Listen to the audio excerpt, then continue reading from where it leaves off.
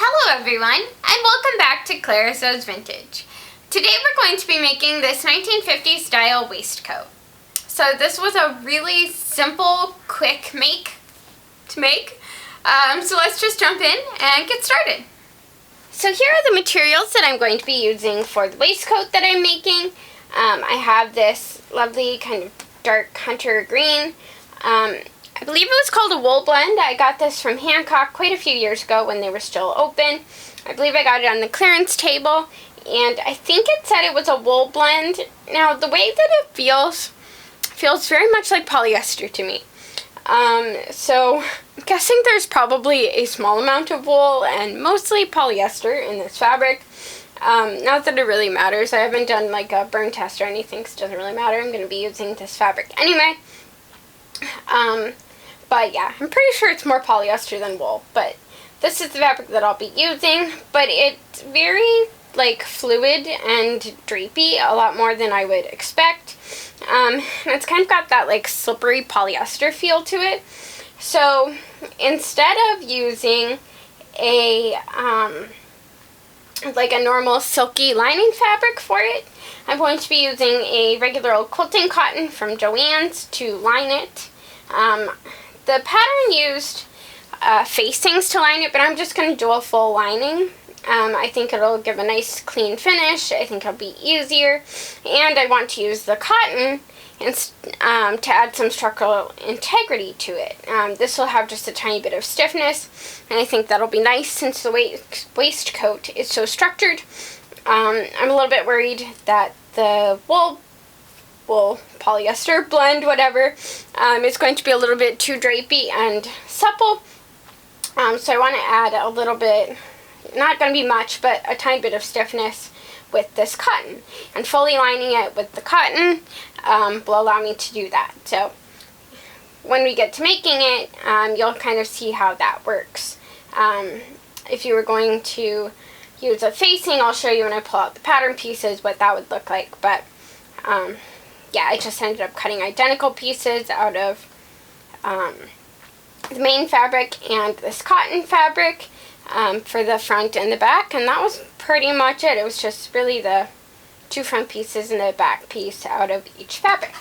So these are the fabrics that I will be using. It's a little unconventional to use a cotton, but like I said, I wanted a little bit of stiffness to it, so that's why I decided to go with the quilting cotton. And this is the pattern I will be using. This is McCall's 4240 from the 1950s. I'm guessing it's probably mid-50s. I'll have to check the instructions, see if there's a date on it. But this is the pattern I'll be using. I really liked the shape of the waistcoat. I think it's really classy and put together, and I really like just the silhouette and the way it looks. So I went with this one. I like the little notch detail at the bottom, have that angle, gives it that little bit of a detail. So this is the pattern that I will be using. I already did my mock-up for this, so I thought that I would pull the pattern pieces and show you what I did to kind of change them and make it fit. Now this pattern is actually a 32 bust, and which also makes it, with a 25, so that makes it, this pattern's actually a 32 bust and 25 waist. That makes it about 4 to 5 inches too small in the bust and about 3 inches too small in the waist. So I knew going into it that I was going to have to make the pattern a little bit bigger, and I thought I would show you what I ended up doing. So starting off, I knew I was going to have to make the shoulders a little bit more narrow because I always have to do that. So I just, well, first I compared this to my basic blouse pattern that I've made quite a lot, and I noticed that this was a lot more narrow than the blouse that I usually make. So right off the bat, I believe I added about 3/8 of an inch right along the fold, so it would be cut 3/8 of an inch.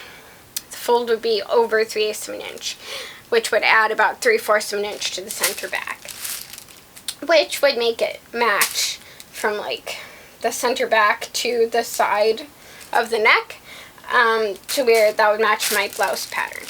So I did that, like, first off. And then I knew that down here it was going to be too small. And I knew up here it was going to be too big. So what I did was I slashed down to here and slashed up from the bottom and up, almost meeting, just leaving like 1/8 of an inch to pivot.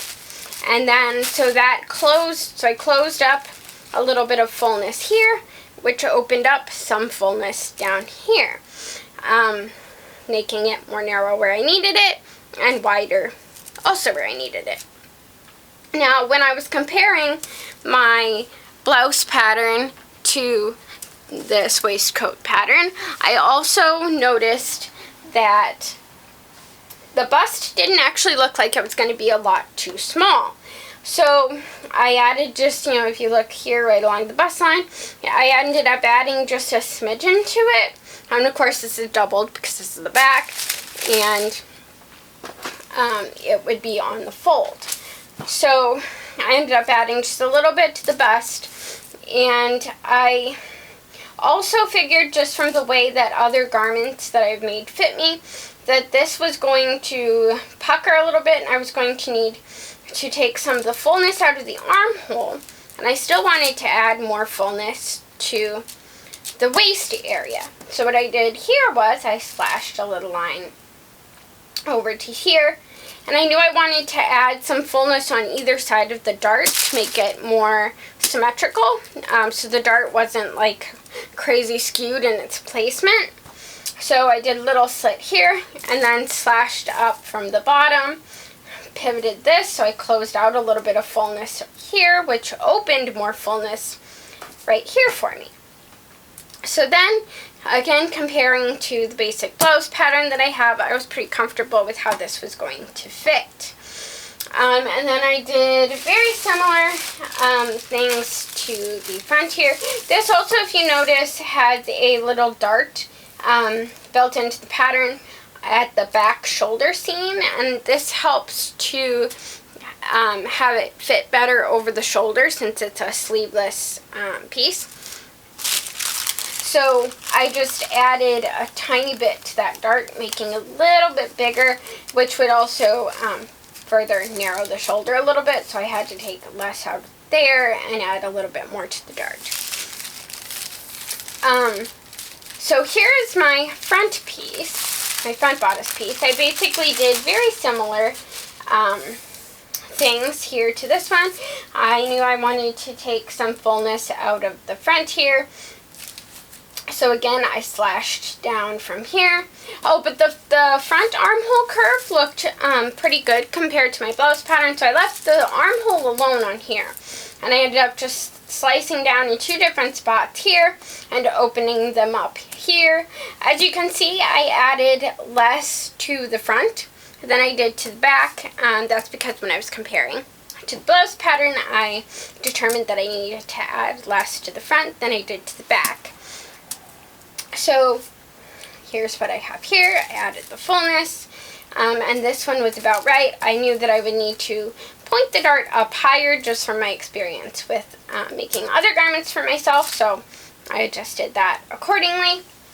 And then, that's really all I did for this, the front, and the front was pretty spot on when I made the mock-up and tried it on. I did end up in the end taking in the side seam, I think about 3/8 of an inch combined, so 3/8 of an inch from the front and 3/8 of an inch from the back, if I remember correctly. I can't remember exactly how much I took off. I think it was around 3/8 of an inch to 1/2 an inch. Now when I was fitting the back, I noticed that I was still getting a lot of fullness in the back, and it wasn't kind of nipping in as much as I wanted to. So I determined that I had taken enough in on the side seams, and when I pinched it, I didn't really like the way, I didn't feel like it helped pull in, nip in the waist as much as I wanted it to. So what I ended up doing was I took in the back dart more. So you can see this like brown color, that was the original dart on the pattern. And I took it in small increments and marked it before seam ripping it, the mock-up apart, and transferring the marks to my pattern pieces. So you can see the pink here is the new dart line that I determined on my mock-up. So I ended up taking the dart in rather considerably, especially considering that you have a dart on each side of the back once this is cut and opened up. So this is really doubled. So I ended up taking a fair amount of this fullness back out with the darts. So those are the changes that I did to my mock-up, and let's get started making it. So I started off by marking all of the darts with tailor's chalk and pinning them and sewing them. So to pin them, I used just little nail head pins, I guess I would call them. And I would just fold the dart, and I recently started pinning them this way, as you can see, with the pins going in the same direction as the dart marks. So I found that it works easiest to just put my pin through and make sure that it's going through the lines on both sides of the dart, and then when I come back through, it's also going through both sides of the dart. Next, I pressed the darts and sewed and pressed the side seams, which I did off camera. As you can see here, I just trimmed away the excess and kind of cut the curves on the waist area of the side and the darts, since my darts were a little bit curved. Next, I just went ahead and I pinned around almost the whole perimeter, leaving, as you can see, the shoulder seams are unsewn, and I left little openings at the shoulders and a little opening at the middle at the bottom of the back, so I could have a place to turn it. Now, Bianca from The Closet Historian has a really good in-depth tutorial.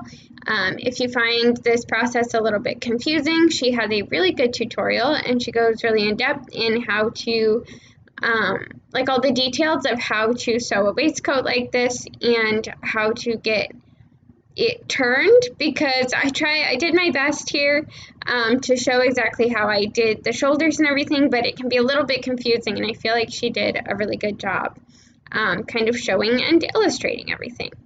But as you can see here, I'm just sewing around almost the whole perimeter of the waistcoat, and I just have it pinned right sides together, and it's just the two front pieces sewed at the side seam to the back piece, and then that makes one big flat, really weird shaped panel, and I just pinned that right sides together and sewed it together. And you can see here I'm leaving that space at the top of the shoulder, and I made sure to leave a good 2.5 inches on both sides of the front, and I couldn't leave quite that much at the back neck, but I left myself a good chunk open to make it easier to maneuver, as you'll see in a moment here, how we sew the shoulder seams so all of the seams are nice and encased, but so it's important to leave yourself a nice gap to be able to access everything.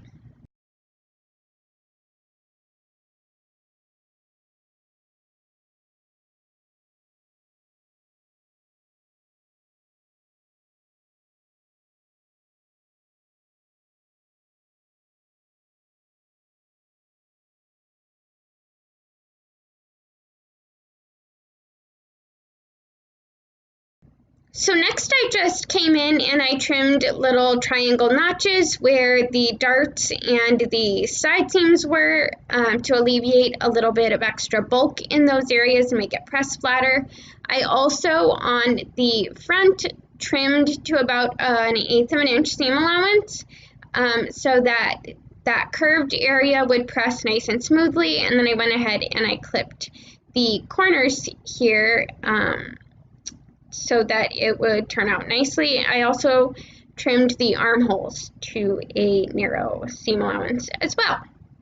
So now here I just have the outer parts of the shoulder seams pinned, and I'm just sewing both of those seams here for, like I said, the outer layer. Then I came, and it's kind of a puzzle, as you can see here, trying to twist it around and get that to work, but you just kind of have to fuss with it, and once you get it, you know it's right. So I just twisted around and pinned the lining shoulder seams and sewed that as well.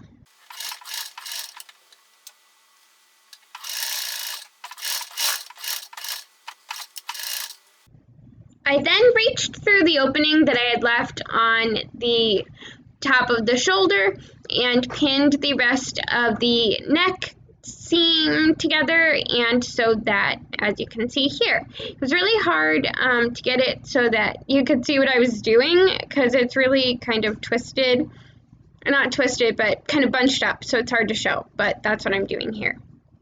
Next, I just turned it inside right, and here I am just pressing all of the edges. So I'm just making sure that that seam is like on the very edge and just pressing it flat all the way around. Where the openings were, I just went ahead and pressed the seam allowances inward so that everything was nice and smooth and flat. And then I went ahead and slip stitched the openings shut. And then all that was left was to do the buttonholes and sew on the buttons.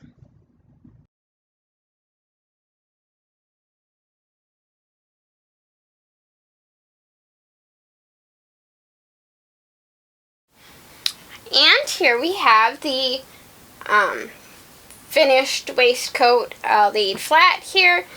Buttonholes, the buttons, you can see the inside. So I just went ahead and hand stitched along the bottom opening and along the shoulders here that I couldn't get to with the machine sewing. Once I had sewed the neck hole and stuff, I still had these openings on each side and the bottom opening, so I just whip stitched those shut carefully. But yeah, so here it is. I'm really happy with how this turned out.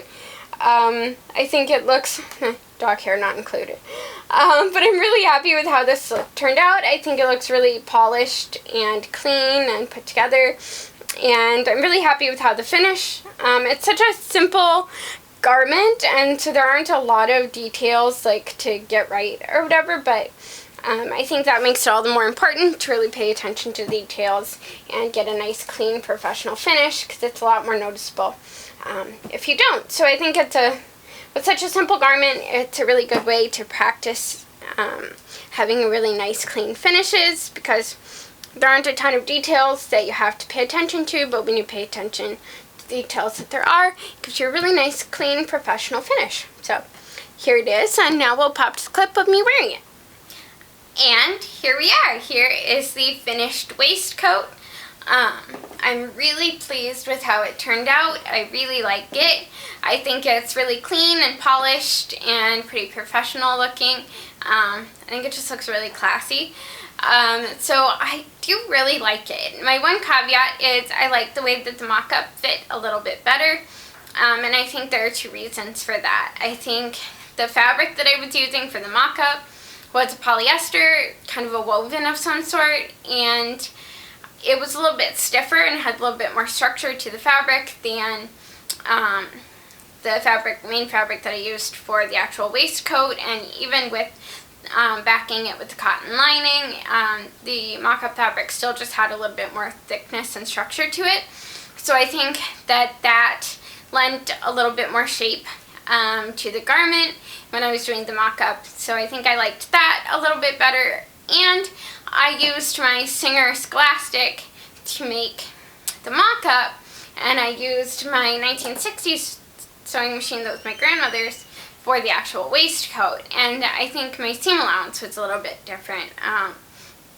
Just going between the two different machines, I think there was a little bit of discrepancy. So moving forward, that's something that I need to be aware of to make sure that I'm a little bit more careful to make sure that my seam allowances are consistent when I'm making a mock-up versus when I'm making the actual garment.